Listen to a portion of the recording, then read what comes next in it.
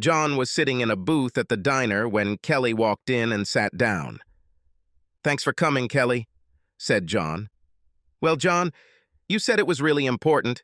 From the way you said it, I figured I'd see what it was. So what's going on?" Kelly asked. "I have a question for you," John said. "Question? Question? You could ask me a question on the phone, John." Instead, I drove across town during my lunch break. Kelly slammed her hand down on the table in frustration. "This is not just an ordinary question, Kelly. This is a question that needs to be asked face-to-face," said John. "Okay, ask your question," Kelly said. "Now, do you believe me?" asked John. "I believe you about what?" Kelly asked. "About Eric," John said. "About Eric?" "John, what the hell are you talking about?" Kelly asked. "About 3 months before we broke up, I noticed the way he looked at you and how he flirted with you. I told you I don't like it, and I told him I don't like it. You said that I was imagining everything, and you even got angry at me for not trusting you. Over the last 3 months of our relationship, things have gotten worse and worse. He openly harassed you in front of everyone, and you allowed him to do it. I told you I didn't like it, and you said you didn't believe he was doing anything wrong and got mad at me again. And then the day came when I returned home and found that you were gone. You moved out while I was at work and didn't even leave a note explaining it. I was heartbroken and confused until about a week later, when I heard that you were living with him. Then I realized what happened. So now do you believe me?" asked John. "John, Eric had nothing to do with what happened between you and me," Kelly said. "Oh, really? Then tell me, Kelly, where did I get this?"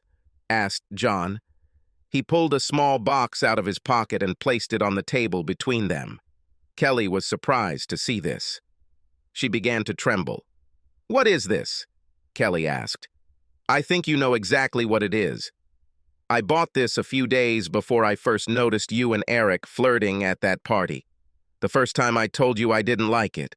We were so incredibly happy together. Or at least I was happy. And it seemed to me that you were happy too. When I saw him flirting with you and you told me it didn't mean anything, I put it off until I calmed down. I never had a chance to calm down. Everything just kept getting worse and worse until the day you left, Kelly. You said Eric had nothing to do with what happened between us. Then explain to me, Kelly, how I got away from wanting to give it to you. Being heartbroken and hated in just 3 months. Explain it to me, Kelly," said John. John opened the box and placed it in front of Kelly.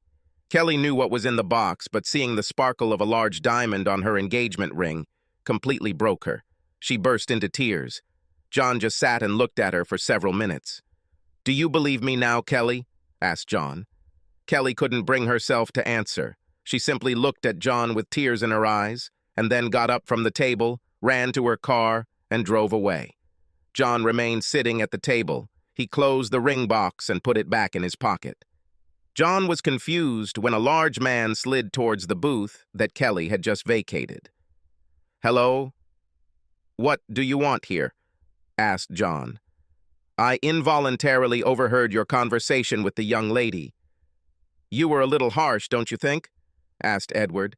"No, I didn't. We were together for 3 years. Hell, we bought a house together. A house that I now pay for myself. She never showed that she wasn't happy, until I saw her at that party, flirting with him. She let it happen, but he was the aggressor. I told her this was happening. She denied it even until the very end. Now she lives with that son of a bitch. I asked her to meet me today to see if she would trust me now that he ruined our relationship.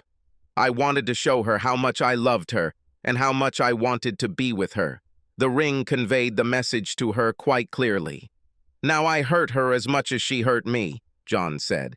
"Maybe if you spent more time taking care of Kelly and being less jealous, my son wouldn't be able to steal her from you," Edward said smugly. "Your son? Eric is your son?" John shouted. "Yes," said Edward. John stood up from the table, grabbed the man, pulled him to his feet, and punched him in the face as hard as he could, causing him to fall to the floor. Edward cringed and raised his hands to protect his face as John leaned down and looked into his eyes. It was because you raised a vile freak who steals other people's women, said John. John threw the money for the meal on the table and left the diner. A few hours later. On the other side of town, Eric returned home and immediately realized that something was wrong. Kelly's belongings were missing. He dialed her cell phone number. "Hello?" Kelly said. "Kelly, baby. What's going on? Where are you?" asked Eric. I can't be with you anymore, Eric," Kelly sobbed. "What? Why?" "Kelly, what you're saying makes no sense," said Eric. He was right. He was right. He was right from the very beginning." Kelly sobbed again. "Who was right?" "What are you talking about, Kelly?" asked Eric. "John, he was right. You stole me from him. I let it happen, but you stole me." "Kelly, you left him voluntarily," said Eric. "You made me agree. I shouldn't have let you get so close. John and I were happy for 3 years before you started hitting on me. He told me what you were doing. I didn't believe him. He was right." "Damn you, Eric," Kelly said. "Kelly, don't be like that. If John let this happen, that's his problem," said Eric. "No, that's my problem. He warned me. He tried to stop me. I didn't listen to him," Kelly said. "Kelly, baby, what about us?" asked Eric. "We are no more. We should never have existed," Kelly said. "So you're going back to him?" "That's the thing, Kelly." "Are you going back to John?" asked Eric. "No. John will never take me back after what I did." "Then why are you leaving me?" asked Eric. "I am indebted to John. I realize my mistake and must correct it to the best of my ability," Kelly said. "Mistake? Kelly, I was not mistaken," Eric exclaimed. "John was going to propose to me. He showed me a stunning ring. That first time you flirted with me, he got so angry that he decided to wait until he calmed down. 3 months later, I left him. I let you ruin 3 years of happiness in just 3 months. I was a fool. I hate you, Eric, and I never want to see or hear from you again." "Kelly, wait," said Eric. Kelly hung up. Eric stared at his phone for a moment, then clenched his fists in anger. "That bastard will pay for this," said Eric. Eric got into the car and drove to John's house, the house where his seduction of Kelly began. He ran to the door and began angrily pounding on it with his fists. John had a very good idea who was standing at the door. He had no idea what Kelly did after she left the diner, but he figured Eric would come to avenge his father. John was ready when he opened the door. Eric threw the first punch, but John dodged before throwing a punch of his own, which knocked Eric back, and he fell into the yard. "It's a pity. The son is just like his father. At least he had the excuse that he was old." "Did he send you here, or did you come on your own?" asked John. "What are you talking about, son of a bitch?" Eric asked, standing up. "Are you telling me that your father didn't call you and tell you about how I punched him in the face at the diner and left him cowering on the floor like a little child?" asked John. "What? Did you hit my father?" asked Eric. "I had to. He overheard my conversation with Kelly and then came to your defense. He deserves it for raising a freak like you," John said. "Oh, you son of a bitch. What did you tell Kelly?" asked Eric. "What the hell do you care?" asked John. "I care because when I returned home from work, all her things were taken out of my apartment and she was long gone. I called her and she said she didn't want anything to do with me anymore. So you tell me what the hell you told her. Go talk to your father.